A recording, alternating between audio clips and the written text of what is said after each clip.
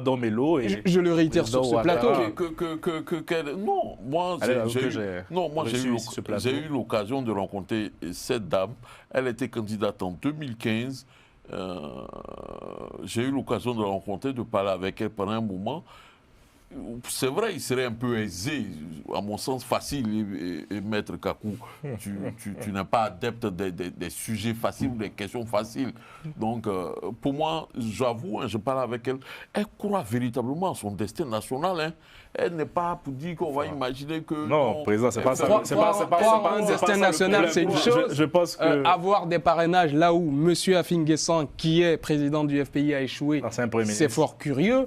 Avoir des parrainages là où le candidat Laurent Gbagbo, ancien président de la République, on l'a rappelé tout à l'heure, ne les a pas, c'est fort curieux. Admettez-le.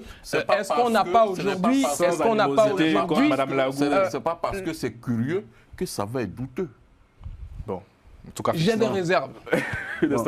Oui, dans la loi, on n'a jamais dit qu'être électeur doit être forcément le critère pour être candidat. Ah bon? Oui, je vais vous le dire. On n'a pas dit, on dit peut être candidat. L'électeur, on n'a pas dit doit être candidat. C'est marqué sur le truc. Si vous voulez. Dans quelle loi? Mais regardez, il est là, il n'a qu'à sortir. J'ai dit, on dit peut être candidat. Laissez-moi, laissez-moi, je vais aller jusqu'au bout. Donc ça veut dire que celui qui a 18 ans, qui est sur la liste électorale, il doit être candidat. Non, mais le code électoral et la Constitution. Non, mais je dis arrêtons ces choses-là.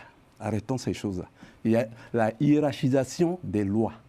Et la Constitution a bien été claire. Il faut être exclusivement ivoirien.